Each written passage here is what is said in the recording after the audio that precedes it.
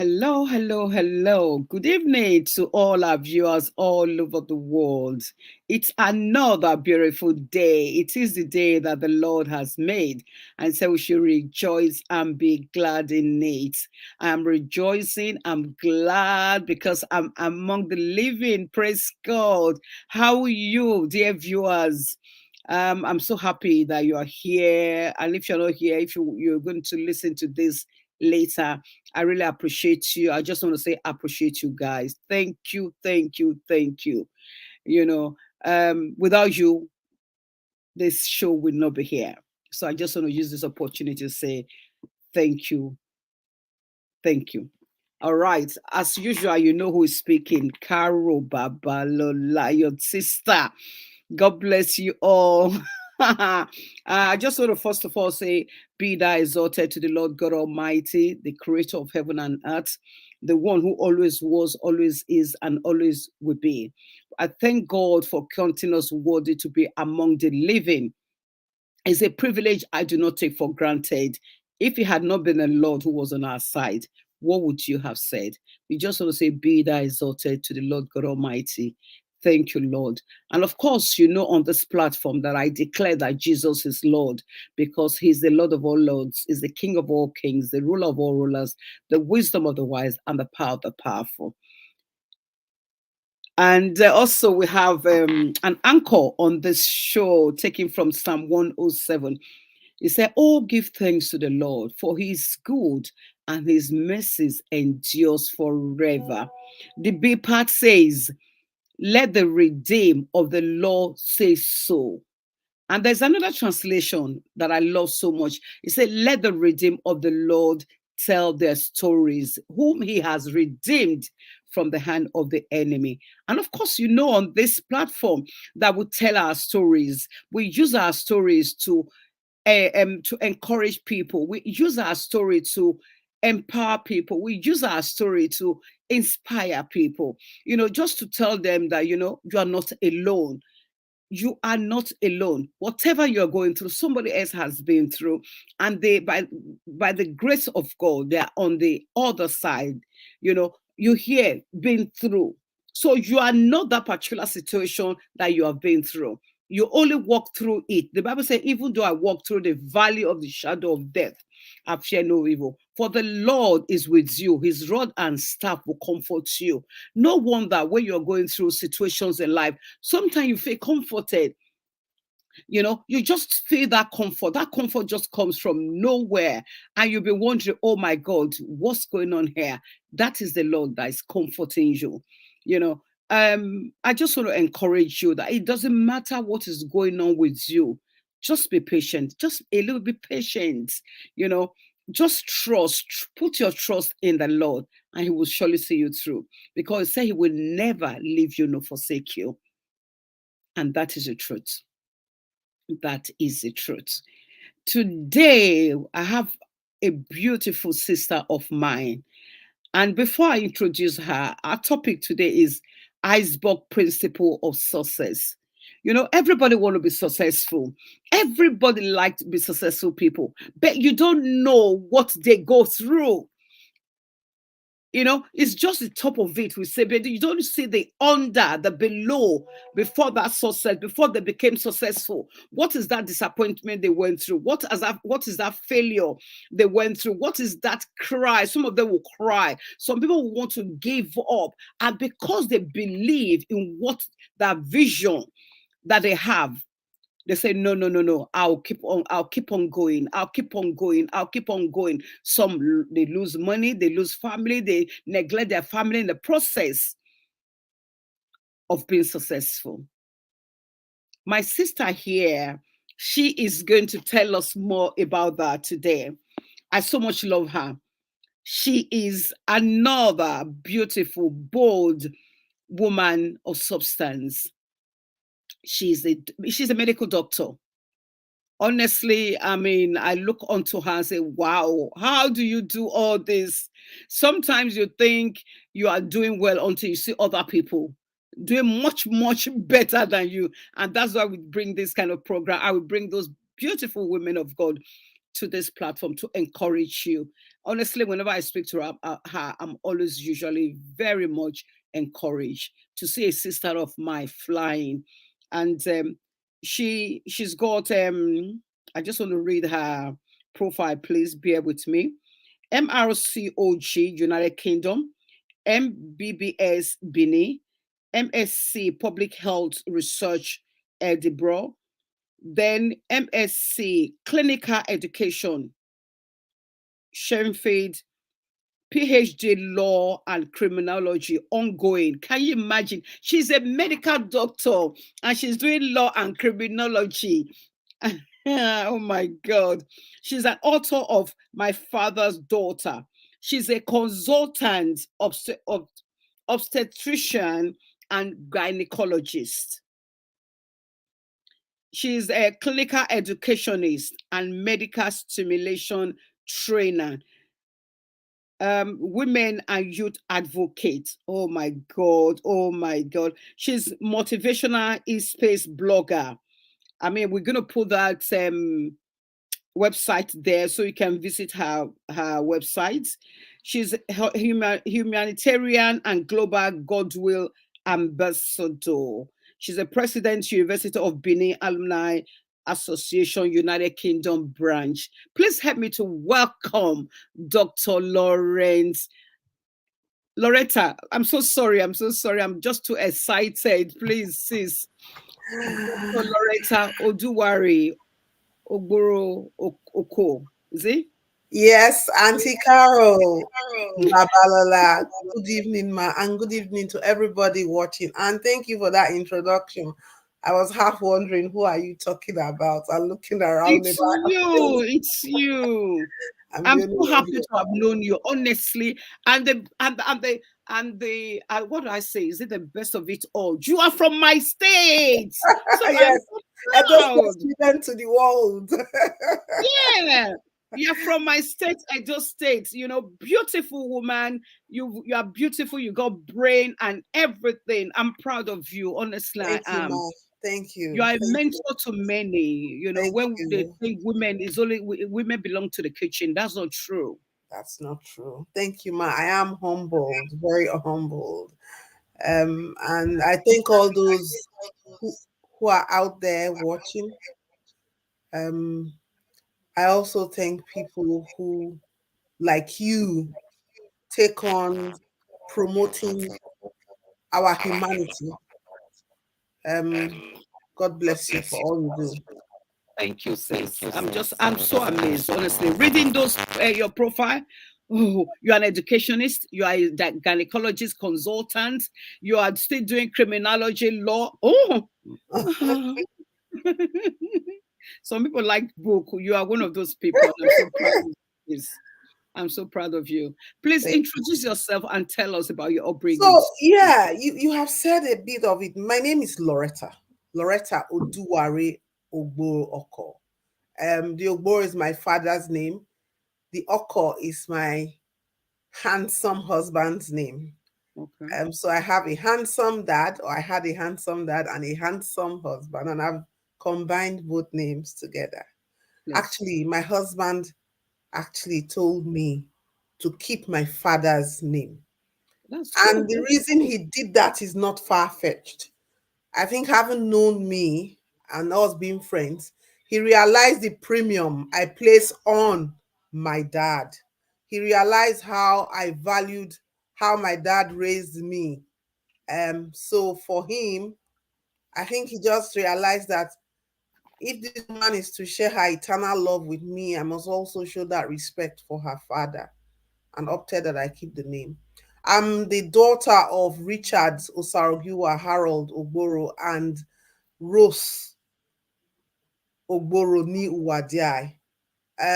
My father actually happens to be the son, the first son of the first grandchild of Obalvorame, who was exiled to Calabar. So my Mm, grandmother, yes, so my father's mom was actually the first grandchild of Obalvorame. And she was in Calabar with her granddad when he mm, was exiled to Calabar. wow. So growing up, I was fortunate to have been raised by two people who I often see as the extremes of the world. And I think that helped me a lot. So my Mm. dad was about 30 years older than my mom. And I used to Wow. laugh at my dad and say, Daddy, you are a serial polygamist or serial monogamist. And the reason was he had, I think, about four wives, but none of them were actually in the house at the same time. So I have older siblings. And my mom was the last of the wives. Okay. And we lived with him in his old age. So growing up, I had a dad who was very educated, loads of pedigree, well traveled, married to my mom, who, when he married her, he started educating her. He Wow. read Lady Bird books to her. Some of the first Lady Bird books I read were handed down by my mom, and they were books my father had read to her. And Wow. he eventually got her education up to a stage where she could then work in the WHO. Um, Really? Yes, yes, she worked in the WHO, even World Health Organization, Malaria Control Unit. Even though it was at the lower cadre, but when he met her, she couldn't quite have done that if he did not upscale her. So I'm trying to paint the picture of how I actually grew up. So this is a man who understood empowerment, empowerment of those around him, Mm. empowerment of the woman he married. He never wanted to leave anything the way he met it. He always wanted to leave it better. And the Awesome. children God gave to him, he also wanted to leave us better for the world. So you Mm. found out that growing up, my dad would come and read bedtime stories to us. You know, he would actually read to us. Really? I started reading from a very early age. I think about the age of 3, I was already reading and writing stories and doing all of that. And I went on to attend Lydia Primary School in Benin. So Brother Pius, We Wisdom Nursery School, Brother Pius Primary School, Lydia Primary School, and then Federal Government Girls College. I was head girl of Federal Government Girls College. And I really loved going to Federal Government Girls College. At that time, it was the epitome of what unity schools should be. And Yeah. we had people from across the country. So I grew up with Northerners, Easterners, Yeah. Westerners. And Yeah. from that young age, we all bonded. We still bond till today. We don't see the differences. So when people talk of this part of Nigeria, that part of Nigeria, You for are us, it not. You wasn't are like East. You are Yoruba. You are Hausa. You are because Benin. we grew Mm. up all together from the ages of 11 before we even had breast boards, and we've maintained that bond. So I'll use this opportunity to say that's something our country should think about actually pushing a lot more. I know they are still there, but I think Mm. some of their ideals have been lost under the guise of maybe no funding, and just as the years erode everything that is Nigerian. But in Federal Government Girls College, along with the upbringing my dad had given to me, I was blessed to have a number of teachers and mentors, and I began to write essays. I wrote so many essays, and I can't remember being second in any of them. I Wow. always topped the charts, and that really opened the world for me. I traveled around my country to receive one prize or the other. I met and shook hands with ministers for education, Babatunde Fafunwa and Jubril Aminu, at a very early age. I Mm. gave speeches at the National Theatre Igamu, Lagos. And at that time, Chevron and the National Conservation Foundation and the WWF were collaborating. So it just began to show me what my father had always said, which is that education is a leveler and a key to everything. It is. And yes, and I do have my father to thank for the way he raised me. In our house, we had books on every religion under the sun, from Islam to Buddhism, Hinduism. We had copies of the Bhagavad Gita. To someone else, I say, God forbid, these are no. But what it is that he opened my mind to be able to be accepting and understanding of a lot of things, and then to make my own decision. So I wasn't forced. I'm a Christian today, but I'm not forced To or be. yoked into Mm. it. And then I can appreciate other people for what they are and what they hold dear. So I can Mm. sit down also and have a conversation with anybody on any subject because of the way I was raised. So, in summary, I would say that I believe and I know that I was raised at the foot of a master, and that's my dad. And he was fortunate to also have a willing student or a willing apprentice in me, because there are many. I have siblings who were raised by the same man, but their views are not necessarily mine. And it's the same thing in the Bible. God, when it's written that the seeds were scattered, some fell in the soil, some fell on the rock, some germinated, some did not.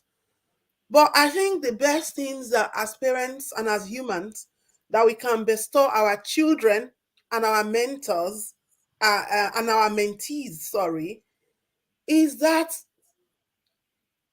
ability to always tell them that, look, you can be anything, you are special, you are God's wonderful gift to humanity. Every Mm. day, Auntie Carol, every day, my father would tell me how beautiful I am, how pretty I am, how intelligent I am. And I'll give an example later as we go along. Yeah. But what that did is that it just kept reinforcing the fact that I am a force of nature, and when I got into difficult situations, I remember he told me how strong I am. And I just realized I have to get out of this situation. Mm. And I never one day doubt myself. And it's really important, especially more so for the girl child, because sometimes I meet people and they say, "Oh, you are so beautiful." And I tell them, "Tell me what I don't know." Because my father told me every day that I'm beautiful. So I'm not even interested in that. I don't Mm. reason They're in used that to it. currency. Exactly. I don't reason in that currency. And it's not pride. No, it's self-esteem. There's a difference. So that's a nutshell is my upbringing. That's awesome. You were blessed to have a wonderful father. You Very, say very. he was a polygamist, yet Yeah, he had time for his children. Very few men do that. he did. Very few men do that. He To did. Although spend time. sometimes I used to tease him and say, "Oh, is it because we are now the babies and you are old? Were you always like this when you were I younger?" think so. That's another thing. He Eh, would laugh. yeah, the story. That's the story of Jacob. He loved Joseph so much. He said because he's the son of my old age. you know Yes, but yes. there are still some men, even when they have children in their old age, they don't have time for them. You are They right. don't have time to to pour life history, or like your father did. He knew that leaders are readers, that Yes, when you are a well-lettered child, you are able to take care of yourself. Like you yes, said, self-esteem. Most of us suffer from low self-esteem today because of our parents, because of our primary caregivers. yes, Do you know some parents who see their children and say, "Oh, you are ugly. Oh, yes, get out. You are yes, nobody. You are this." The way you see some parents talk to their children, you will be shocked. true, That usually affects the self-esteem of a lot of children out true. there.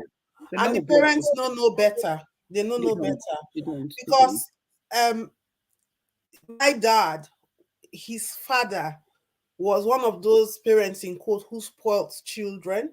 So he was raised with a lot of love, despite the fact that his mom wasn't there, and that also was a problem.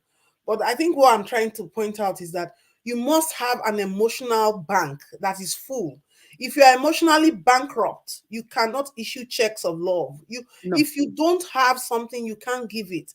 And it's really important sometimes for us to also understand other people. You can't be seeking love from someone who's never understood it. There's But see, nothing, that's they can't true. give it.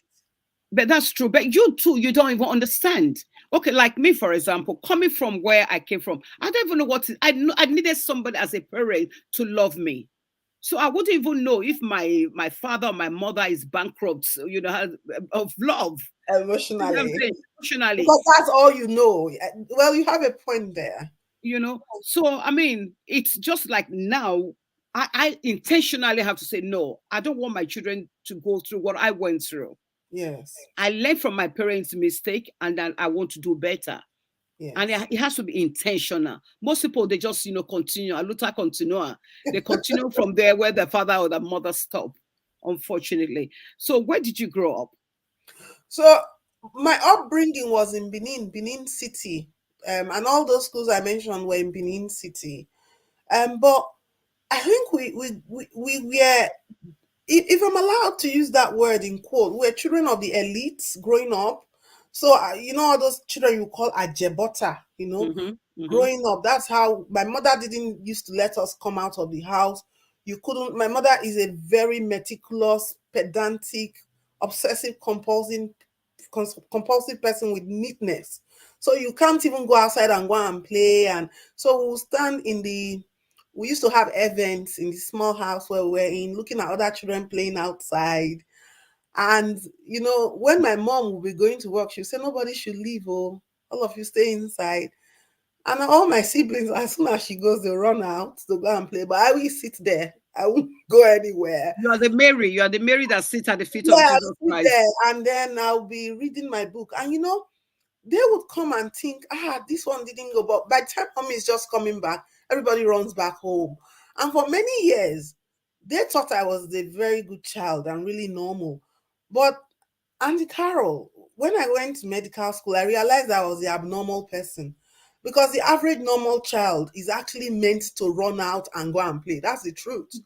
But Yeah, I that's was true. exactly, but I Mm, was the abnormal child. But anyway, that's a matter for another day. mm, So Benin City, Ekawa Road axis, that's where I grew up. Then Federal Government Girls College, Benin, Ugbowo. And from there I migrated to the University of Benin Medical School, yeah. where I studied medicine. And Why did you decide to study medicine? from a very early age, my father was a public health consultant. And you did that as well, isn't it? He was an epidemiologist and a public health consultant. But he did that in the time when he didn't have to be a doctor to do that. So he majored in epidemiology, then became a public health consultant Yeah. and worked in the WHO malaria control unit. In fact, he Okay. established the School of Health Technology in Benin City, Wow. Edo State. So all of that made me have a background of medicine. People like Adeoye Lambo, I used to see them growing up. And Mm, all those early days, malaria control, brand new Range Rovers, the chain box for vaccines, and a lot of all of those things made medicine look really flashy to me because of what my yeah. dad was doing. But along the line, as I traveled Nigeria in my secondary school days, I started seeing a lot of buildings and structures elegantly built, and I decided that I would be an architect. In secondary school, I studied building technology and I studied technical drawing. I was so determined to become an architect. So I ditched medicine along the way and chose and then went after architecture. But then I was one of those science students who was in, we used to call it, was it D class in Federal Benin? And that was the class where we did literature, even though we were science students. So I think I did a bit of everything. But then my father became unwell in the later part, just before I started university. And when I was filling my JAM form, I suddenly realized that there was no architecture in Uniben at the time. I wasn't going to leave my dad and go far to Ife or Mm, Ekpoma. So I then decided that, okay, back to medicine. And that was how I filled my JAM form and studied medicine.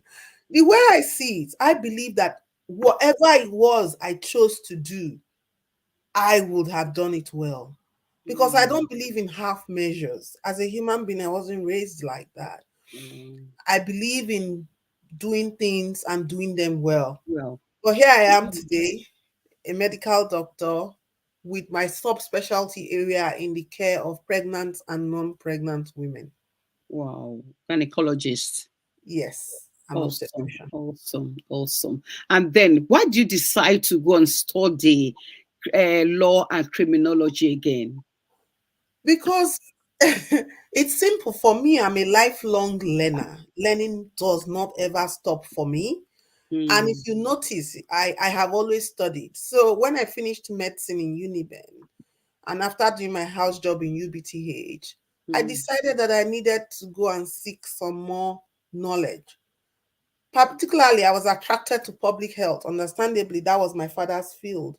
And mm, because I understand that policies make a lot of difference, policies, and policies. I'm not saying the doctors who sit in the hospital and say, next, they are not doing a job. They're doing a grand job. But if I wanted to affect the women in sub Saharan Africa, for instance, or the women in Edo State and make their lives better, I need to be able to formulate policies that would make the lives of those people better and formulate mm, how they will be enacted in the field. So I understood that quite early in life, even as a child, watching my father work and watching the difficulties and the obstacles he encountered at the time in malaria mm, control unit. So for me, I decided that I won't stop learning anything I need to learn. I did my master's in public health, and not just public health, but public health research at the University of Edinburgh. And then I wow. started working as a doctor here in the United Kingdom. I didn't stop there. I realized that as doctors, we teach a lot. Auntie Carol, we Mm, teach the younger generation of doctors. yeah. But I realized that many of us are not necessarily good teachers. So the mere fact that you're a professor of medicine or Doesn't surgery mean that you're a good doesn't mean teacher. that you're going to be able to impact that properly on the next Knowledge generation. into somebody else. Yeah. Exactly. So I thought to myself, I need to learn and understand the principles of teaching, pedagogy, and pedagogy. And I decided that, look, I was going to go and study clinical education. And I did just that and got certified to teach in the whole of Europe. Wow, wow, And when I wow. You finished are that, awesome. I thought to myself, okay, now I can teach in the clinical space or teach anywhere I choose. What more? And then I decided medical simulation, where you enact real life drills. For instance, if I had to manage bleeding woman in a real life setting, we enact it, we get simulating scenarios, high fidelity mannequins, and we use it to teach the workforce. And this is something the pilot started. You can, and medicine has taken it over. So I went and I did that as well. And at a point, I thought to myself, okay, two masters down the line, how do I really affect the lives of people? Yeah. And then a topical problem is raging. It's raging in the part of the world where we come from. And that is human trafficking, you know, the sexualization and commodification of women and other Women. human Mm, beings, as mm, well as men. And then I decided that, look, I need to find out, how do we seek solutions to this problem? But to seek the solution, you must first understand the why. why? And being an Edo State woman, I thought to myself, who better, a daughter of Do the this soil, a than princess of the land, who better to seek the mm, answers than myself? Why should I wait for mm, someone else? Why should I wait for safari research, one Oyoman somewhere, mm. to come and tell me the solutions to our own problem? And that was how I wrote the proposal to study for a PhD in criminology. And that Wow. is where my work on trafficking and contemporary slavery comes in. So that's how I started my PhD in law and criminology at the Sheffield Hallam University. And it's a lot of work. I It won't is lie a to lot of you. work. Can I None of quickly it is ask you, easy. are you a mother? You're married, of course. Yes, I am married and I am a mother of two beautiful children. So how do you combine being a mother, a wife, and a mother, wife, and then in what you're doing? How do you combine all this? I combine it by understanding the iceberg principle of success. I combine it by understanding the currency in which you want to measure success. And when I say understanding the iceberg principle of success, it simply means, look at an iceberg. A lot of it is submerged under, Yeah, and you see only the tip. The tip looks beautiful. beautiful. It's ice, it's That's so floating. classy. But underneath, there's a whole world there, a huge space. That's a mystery. You don't know what's happening. So along the line, I have stumbled and I have fallen. But I've had people lift me up. I was just telling you before the program started. I could not have run my life's journey up to where I am now without the helpers that God has given to me. Yeah. And these are people like my father, who's passed on to glory, my mom, my mother has helped me a lot. Bless I her. have children today. We know how difficult it is for childcare in this country. Yeah. My mom has helped me with my children. Bless My her. mother-in-law has helped me a whole lot with my children, raising them. Awesome. So Awesome. has my sister, my big sister, who is now in the United States. Mm. So, and when I fall, there are those days when I just don't want to get up. I just want to lie down under my duvet. I don't even want to speak to anybody. But these are the people who will come and say, ah, no, get up. We know you are tired. These are the people that will make that extra cup of tea or massage my feet or or help me to do the next best thing that Wow. they can understand. So Mm. I think in this iceberg phenomenon, we need to be intuitive. We need to understand the helpers that God has given to us and that It's in your surrounds life. us. What do I mean?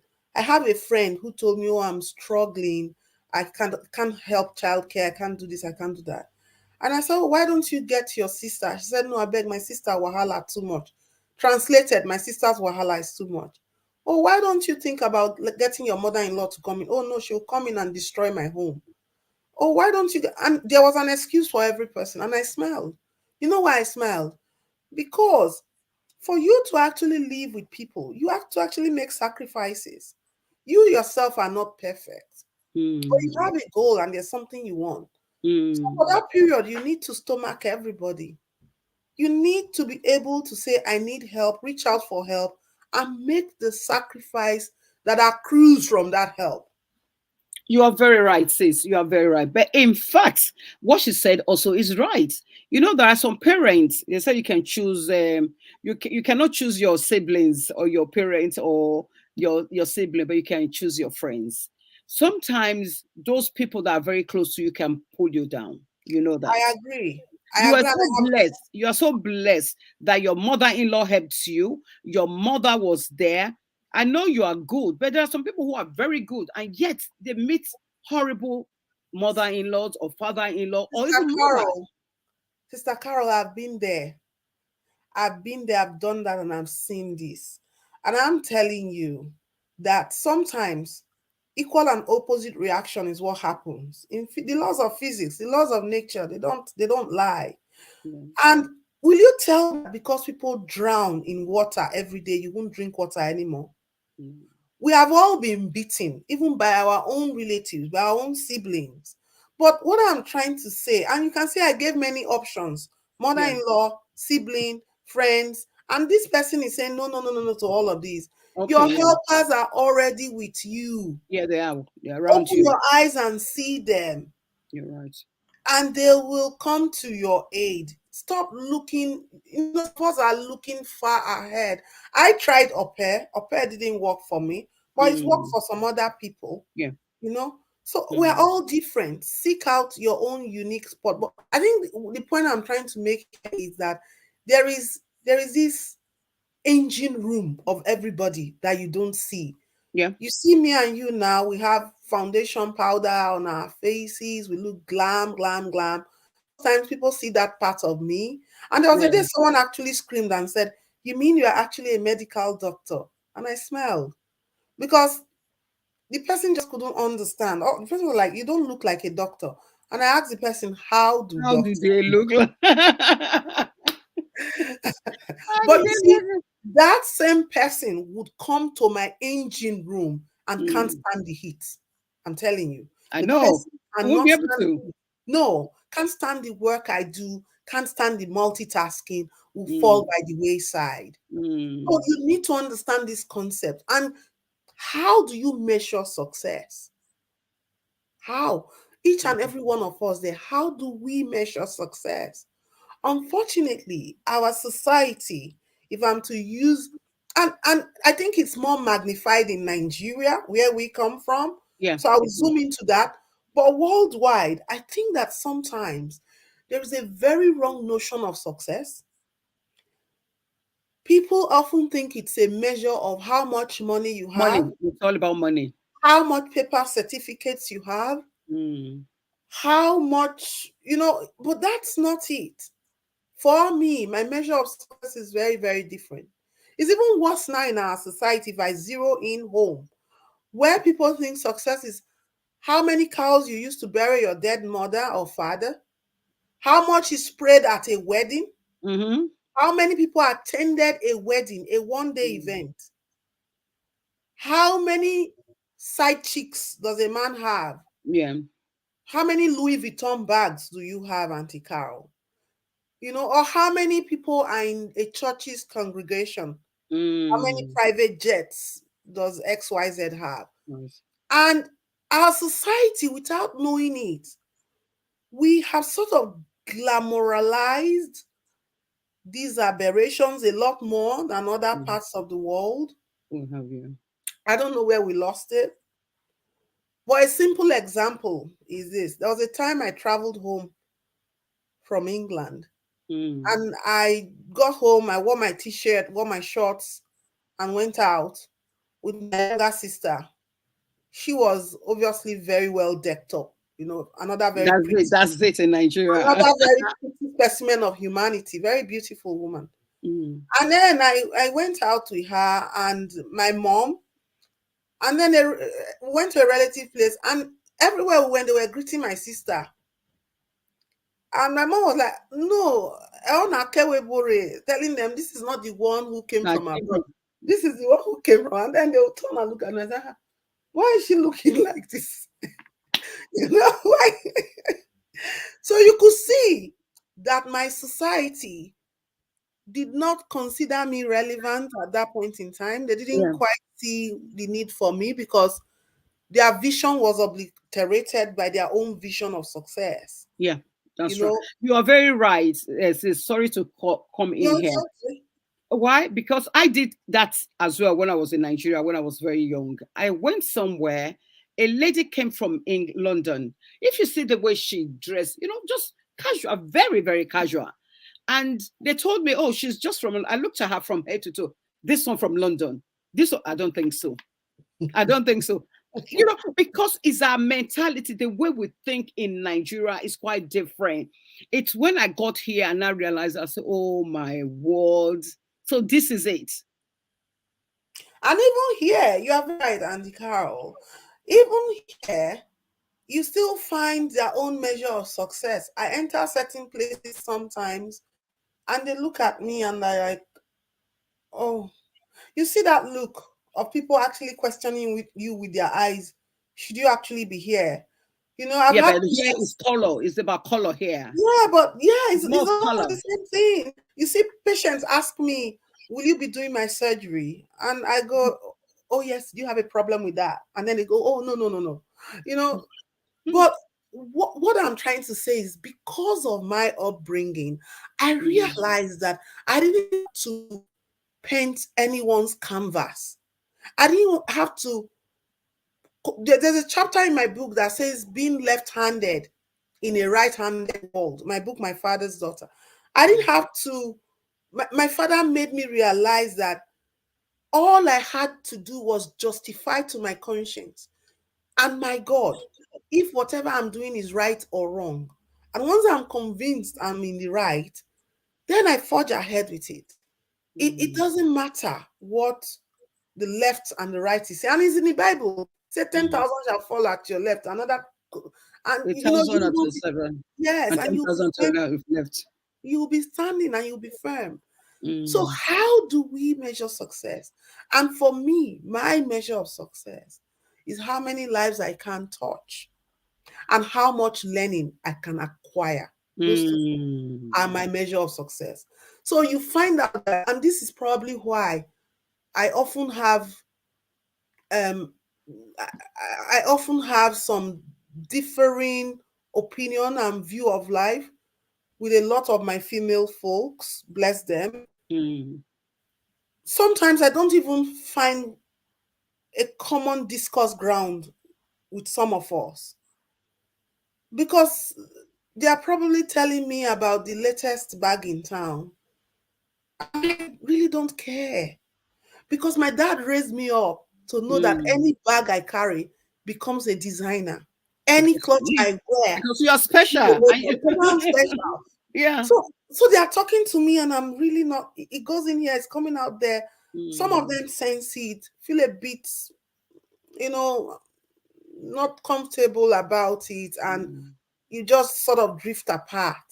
But I still love my female folks, and I really want us or anybody listening to us today on this program, anybody out there, it doesn't matter where you are, ask yourself again, what is my currency of success? What is my measure of success? Because we need to come to that.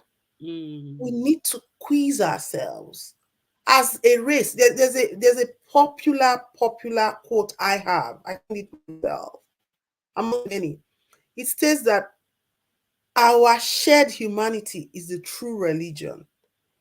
It doesn't matter if you sit in church for 30 hours Mm. a day or lie in a mosque for 50 hours a day. Doesn't matter. The question is, how do you treat your neighbor? Love your neighbor as yourself.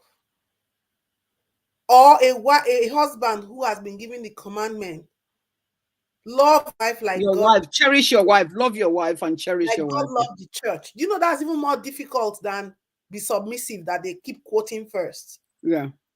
It's even more difficult. Mm. So how do you measure this success? This at the end of the day, all these paper certificates, they don't really matter. Impact, impact on human life is what matters. And Mm. I tell somebody, I said, do you know what even makes me want to get richer and richer? So I said, so that I can spend that money making impact. That's it. But impact is not only a function of money, Mm. time, your Time. energy, passing on your knowledge can be impact as well. So, how are we measuring success? Because when you understand how you measure success, then you begin to understand that yes, there is an iceberg phenomenon here. There's an engine room. People you see today, Barack Obama said that for every success in one of his books, every success you see him make, he's encountered 20 failures before that was Mm. success. But nobody remembers those. Nobody, nobody. There was a time in this country, I failed one exam 9 times. Imagine that. As intelligent as I am and brilliant as I am, I failed that exam 9 times.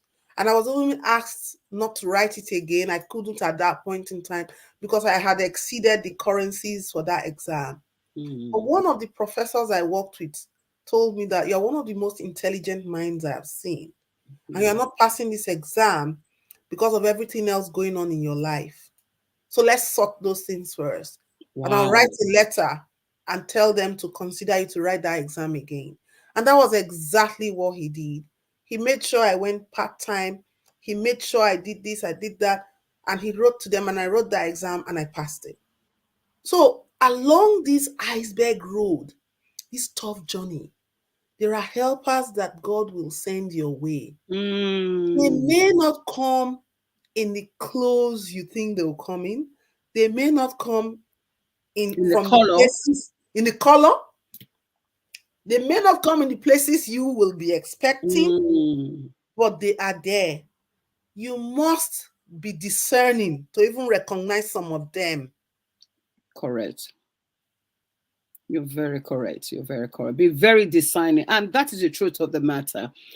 Some people, we see people, we just ignore them. We think, oh, who is this one? Not knowing if that is the person that God has actually sent to you. And then your attitude to life, your attitude towards other people matters. Can you imagine if you didn't have good attitude towards that doctor, he would have been able to help you. He You are wouldn't have right. been able to help you. You are right. You You are know, right he's because he sees some quality in you and that you are your attitude towards things in life, even to what you are doing. He's been watching you, and you probably not have known. he You know, was for him indeed. to Yeah, for him to come and say, I know you are clever. There's something wrong. There's something beyond this. You should have passed that exam. But what is this? It took time to study you and to know all those things, and he contributed to the promotion or to your success. That's True, awesome. That's awesome. true. Now, how time flies. I'm going to invite you again. Time is flying. I want us to talk about your book. I've not read it, but I think it sounds beautiful. Yeah. My Mm, father's daughter. How did you get that topic? I know you love your daddy. I do love my dad. Daddy's girl. I'm daddy's girl. Yes, that's the book on the screen. It's Okay, on Amazon. Copies yeah, I on was just gonna Amazon. ask it. How much is it? And they can get it from It's Amazon. under £10. It's on Amazon, all formats, electronic and hard copies.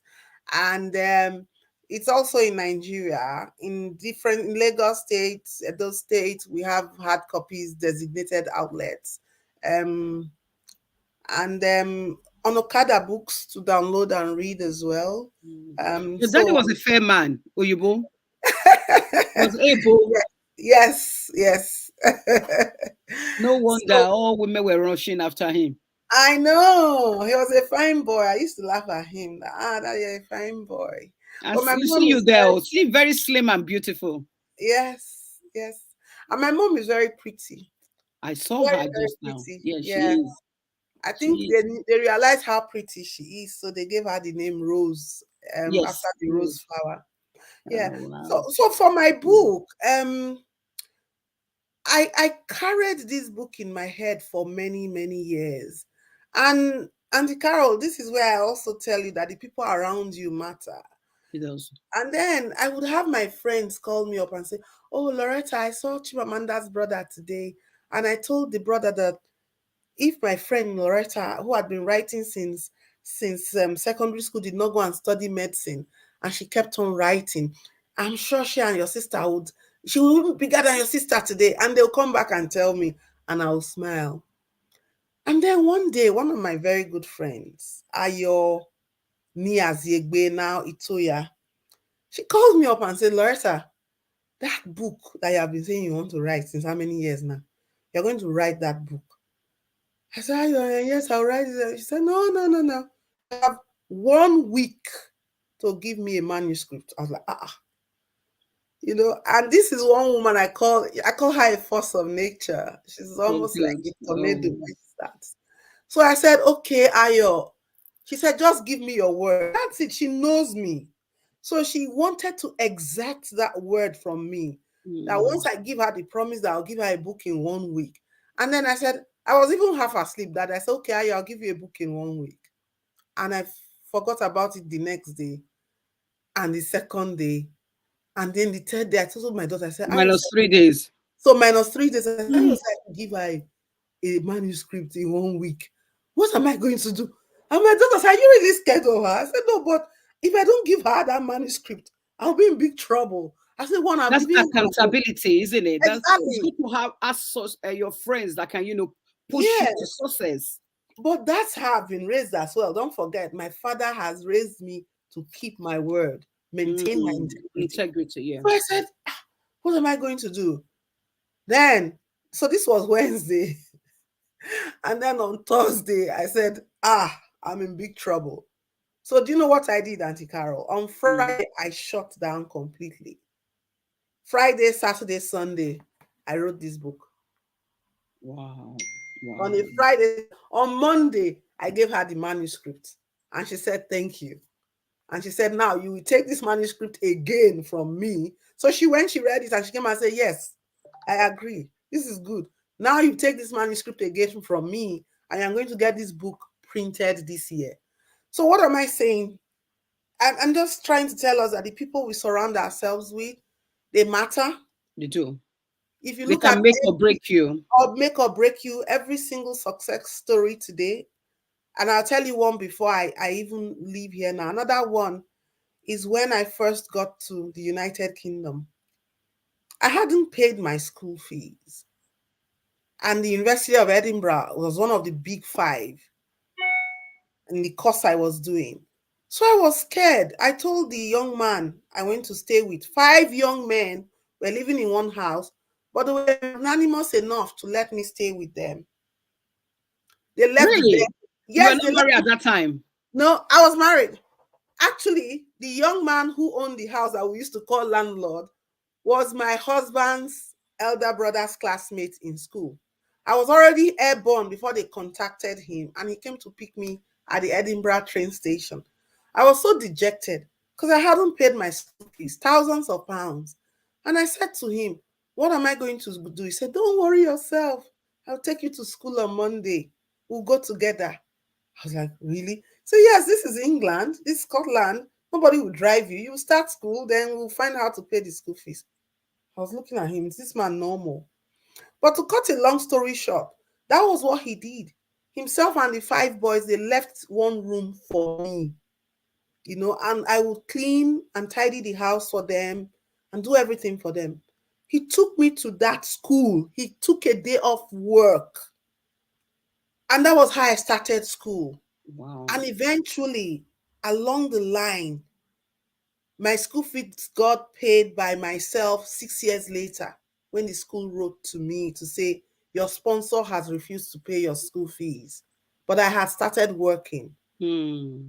So you can see how those people gave me the impetus to Hmm. dare to challenge the status quo and to move Hmm. on, even Hmm. when I fell. But then I always had this attitude of gratitude. And all of these things are reflected in this book. And it was my father's principles that made me to be able to surmount each and every one of these problems. So Tell us one of those principles, please. Share one or two I of the will. principles. So it was clear that I was going to write the book and call it My Father's Daughter, because it's one of those things right in there. One of the principles he taught me was that I should never be greedy or have my eyes on another person's property. It's in this Covetousness. book. Yes. I don't want to read it because of time, but it's here. Myself and my dad were walking one day and a car drove past us. I saw the car coming, he saw the car coming. And when the car drove past, I turned my head and was looking at the car. And my father then asked me, "Why do you want to break your neck?" Because of that.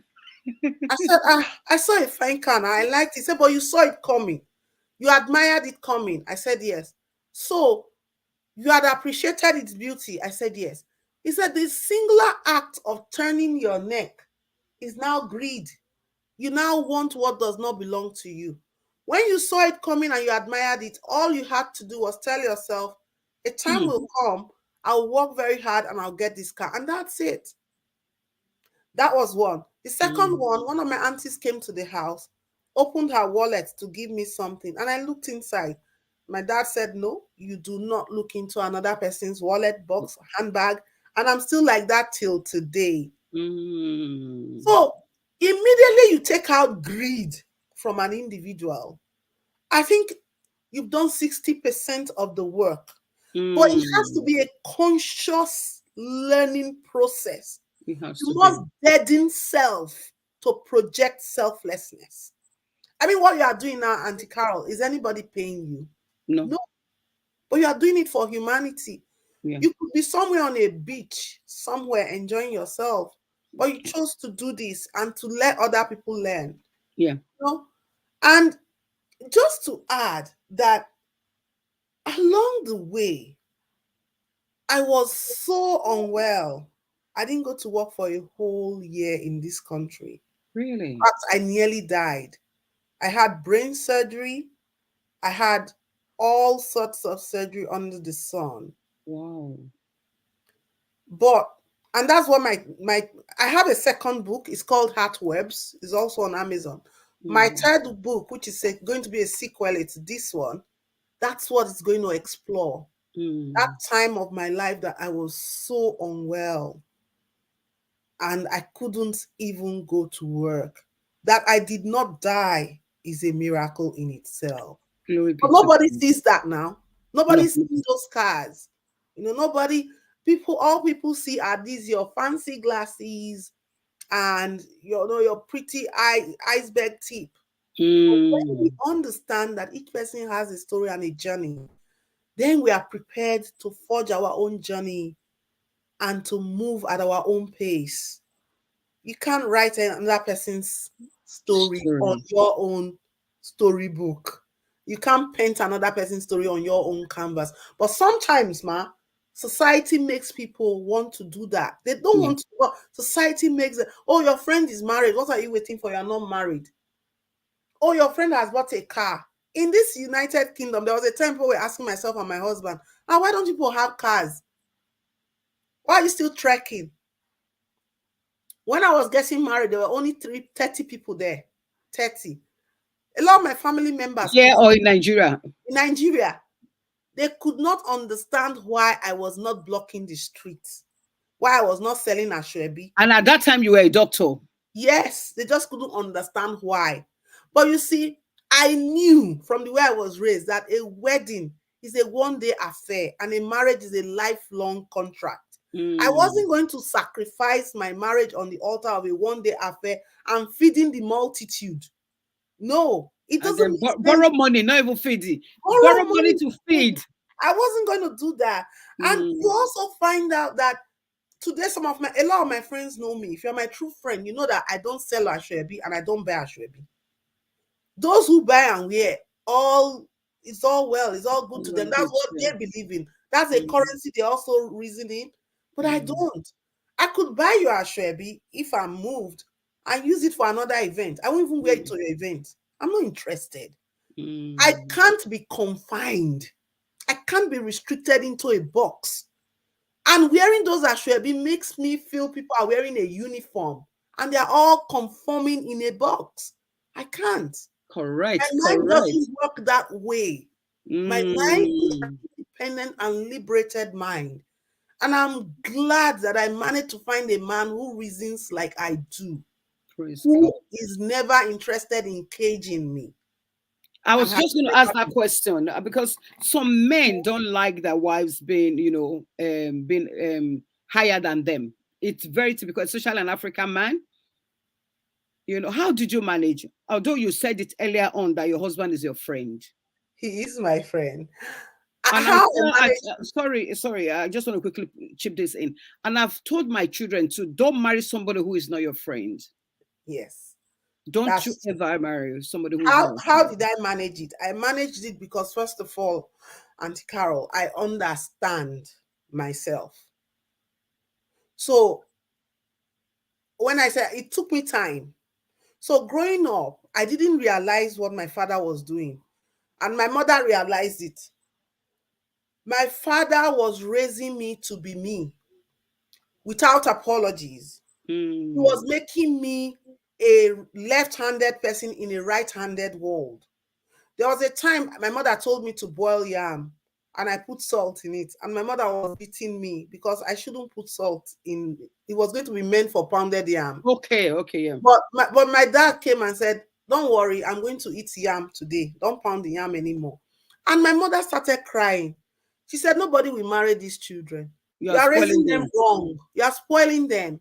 If she doesn't know how to cook, who will marry her?" And my father said, "I'm not raising a cook to be married by anybody. I am raising a woman who can hold her own in all aspects of life. If she chooses to cook for the man she loves, fine. But she's not going to be married primarily because she's a cook." Look, wow, that's a good one. And That's exactly. And wow, then wow, wow. bless my mother, but she couldn't understand what.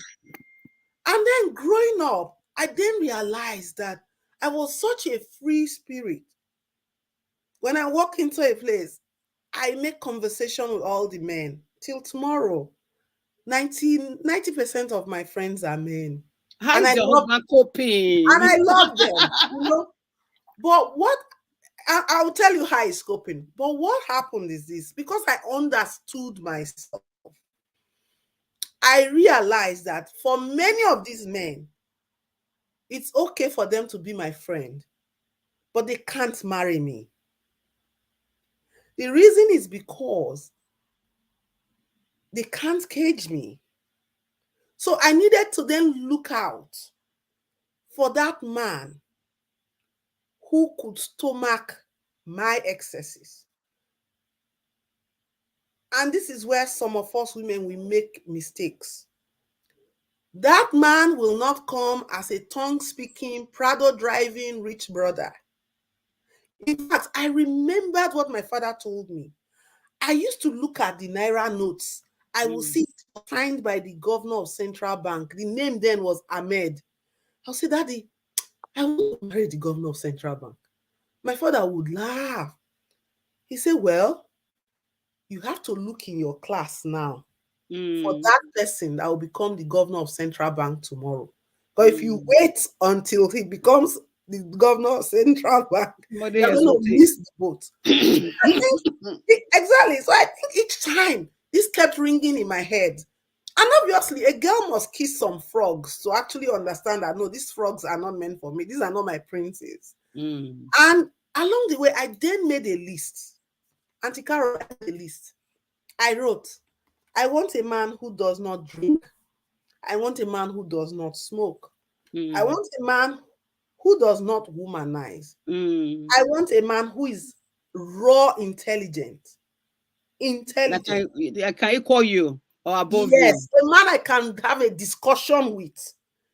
A man who I made a long list, knelt down and prayed. And then I put at the making all these lists, I looked at it.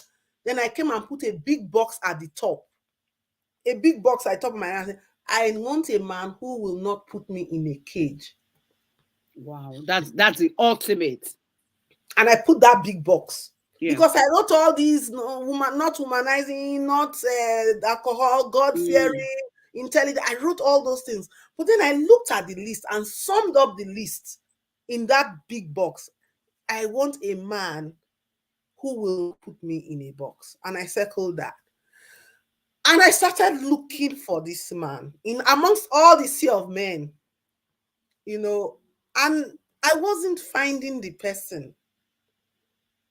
Each time if you get intimidated, they run away with their tails between Lot their will. legs. Lot will definitely. Exactly. And yes, when they run away, I'm like, good riddance to bad Bad rubbish. rubbish. And I just move on. I'm not really bothered. But then I found in medical school just ahead of me this young man who I think his own upbringing as well. He just didn't care. He couldn't be bothered. Did you He would attend the same school? Yes, University of Benin. He was a set ahead of me. Okay. He would wear bedroom slippers to where others would wear fancy shoes to. He would, you know, he was, my husband is weird in the sense that he doesn't conform with what society conforms with. And when I met him, the first thing he told me is that he wants to be a neurosurgeon. I said, why not? Because I always wanted to be a neurosurgeon. But after one very difficult neuroanatomy class, and because of my mentor, Professor Friday Okonofor, I chose the other side, Yeah. obstetrics and gynecology. Mm. So when he told me, I said, why not? You can be a neurosurgeon. And I started looking, having discussion with him. So I he's the found that doctor as well. he's a doctor and he's a brain surgeon today. Wow. I found that he has a very liberated mind. And his sister used to laugh at us. We would sit down and argue for hours, just discussing different topics, viewpoints. And I think I found my match. Mm. And we're just friends. But I wasn't, at that time, I had people with cars that could buy houses coming around, and all of that. But I wasn't moved by any of those things because I knew that the moment I got into those kind of relationships or union, They there will would be a cage you. problem. There would be a problem. They will Okay. cage you. It would cage me, and I didn't want to be caged. So Mm. I went for the one that I believed would not cage me. So even Mm. sometimes when my daughter says, mommy, but daddy is not doing this, I say, I didn't put this on that my list that time. So God did. And You get what you asked for. exactly. And I often tell people if I had to marry again, I would marry the same man. Oh, bless him. I Bless would him. marry the same man because Bless it's him. It's not often. You were just asking how does he cope. He doesn't feel threatened. Nothing threatens my husband. No, I now realize it. If he's a doctor, I mean, No, but I still believe that the kind of person he is, even if he wasn't a doctor, he hmm, raps very well, by the way. If he was still a rap artist, he would still not be wow. threatened by anything Good. because his personality and his upbringing, absolutely nothing threatens him. Oh, That's that's the truth. fine. That's And fine. I was just That's lucky.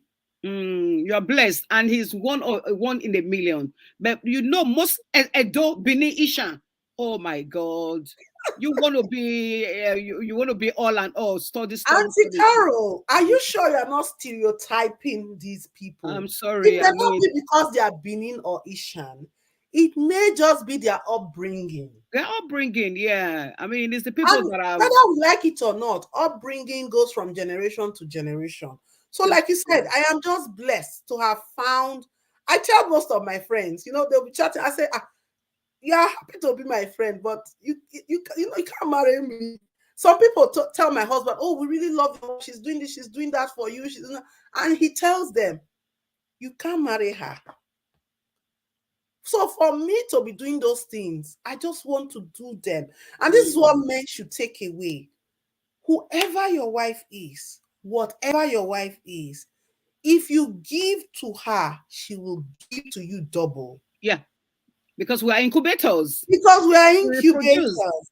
But in the situation where you do not respect your wife, I have friends, male friends, they are talking to me and they are talking about their wife in a way that is not right. I tell them, hold that. You don't talk about your wife like that in my presence. Mm, You must exercise respect for your wife. yeah, Moment you respect your wife, she will give you double respect. yeah, And respect is not forced, it is earned. is end. Yeah. And you must support your wife. Mm, You must support her. You must leave her better. And this is why I said my father's story at the beginning. yeah. Better than you met her. Mm. You That's what the mustn't Bible says. deplete your wife. Nourish her.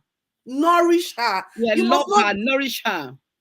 apart from Cleanse leaving her. your He said wife, cleanse her. The word cleanse her. cleanse is as well. Anybody you meet along life's journey must leave you better Better than they than met you you. were.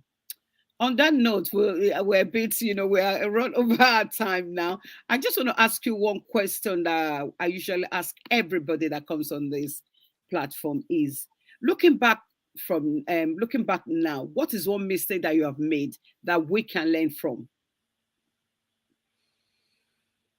I don't really think there are mistakes in life.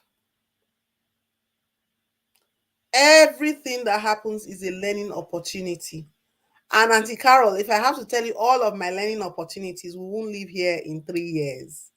So Good. I am On not that note, on that note, you- I'm not a mistake person at all. I good. don't I don't maybe because I'm a surgeon and I have to make quick decisions and when I get to Mm. it I have to deal with them. But I don't see anything as a Wow, I mistake. love you, sister. Honestly, I love you. I Thank think I'm you, going to ma'am. come closer to you. I like women who know what they're doing, who are very clever, women who are focused, because I like to, empower women as well. I just hate to see women suffering because I know we have more potentials. And We there are women, testimonials of your work in the lives of many women. You remember how we met? yeah. It's somebody who you've inspired who introduced you to me. And Yeah, well done. glory be to God. So, I mean, when I see women who are out there really using their potentials, I love them. I fall in love with them. And you are one of them. I love you, sis. God Thank you, bless ma. you I for love what you you are too. doing. Love Extend my love. I appreciate you coming on this platform. It was a I just invited not too long ago. It was a short you. notice, but you Mm. made it. I really, really appreciate you and thank you. Thank you to our viewers. Thank you very much. God bless you. Please share this video. Let it be a blessing to somebody else out there. Subscribe to my YouTube channel, Oh, yes. MCB Carol Babalola, please, and the Lord will bless us all. I'll see you next week. For now, bye bye. Thank you. Thank you, ma'am. Bye, everyone.